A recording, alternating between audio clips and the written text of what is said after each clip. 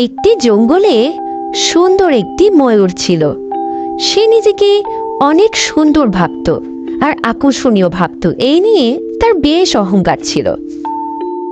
ময়ূর একদিন জঙ্গলে ঘুরতে ঘুরতে একটি সারসকে দেখতে পেল। সারসটি পানি খাচ্ছিল। ময়ূর সারসটির কাছে গেল আর সারসকে জিজ্ঞাসা করল, সারস, দেখো আমার কত সুন্দর পেখম আছে। এত সুন্দর পেখম কি তোমার আছে? ময়ূরে এমন কথা শুনে সারস বলল, আমার তোমার মতো সুন্দর পেখম নেই, তবে আমার যে পাখাটা আছে এটা দিয়ে আমি যেই কাজ করতে পারি সেই কাজ তুমি করতে পারবে না। সারস ময়ূরকে এই কথা বলে উড়াল দিল আকাশে আর উড়তে থাকলো। আর দেখিয়ে দেখিয়ে বলল, তোমার সুন্দর পেখম আছে, কিন্তু তুমি কি আমার মতো করে উড়তে পারবে?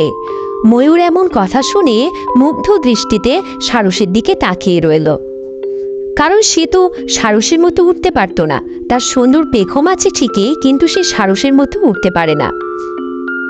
অতঃপর ময়ূর নিজের ভুলটি বুঝতে পারল। এই গল্প থেকে আমরা এটাই শিখতে পারলাম যে নিজের সৌন্দর্য নিয়ে গর্ব না করে বরং তুমি কোন কাজে পারদর্শী সেটা নিয়ে গর্ব করো।